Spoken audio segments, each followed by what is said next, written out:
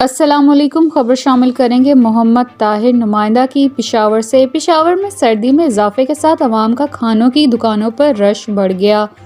मजीद जानते हैं मोहम्मद ताहिर से। पेशावर में सर्दी में इजाफे की वजह से अवाम छुट्टी के दिन शदीद महंगाई के बावजूद सर्दी की मशहूर डिशेस जैसा कि सूप, गाजर का हलवा, ड्राई फ्रूट, फिश और मटन कढ़ाई शौक से खाते हैं। लेकिन ज़्यादातर पेशावरी अशरफ रोड पर वाक़िया हाजी फजल तिक्का शॉप का रुख करते हैं। ये तिक्का शॉप 70 साल पुराना है और हर आम व ख़ास इस नाम से वाकिफ़ हैं।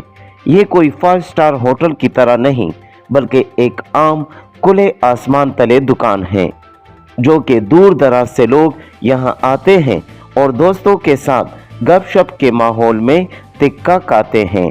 अशरफ रोड के इस तिक्का शॉप में आपको कढ़ाई तिक्का, कढ़ाई कीमा, सीख कबाब और बारबेक्यू तिक्का मिलेंगे जो कि यहाँ की मशहूर सौगात हैं। बारिश के दिनों में और रात के वक्त यहाँ पर बहुत ज़्यादा रश होता है। अवाम का कहना है कि यहाँ का गोश्त ताज़ा होता है और जायके में भी अच्छा होता है।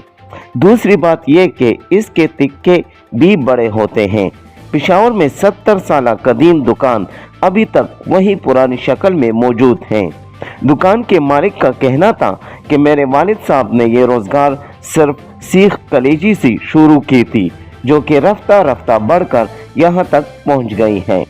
उन्होंने कहा कि ये पुरानी जगह है और इसकी अपनी एक पहचान है, इसलिए यहाँ से रोज़गार दूसरी जगह मुंतकिल नहीं कर सकते।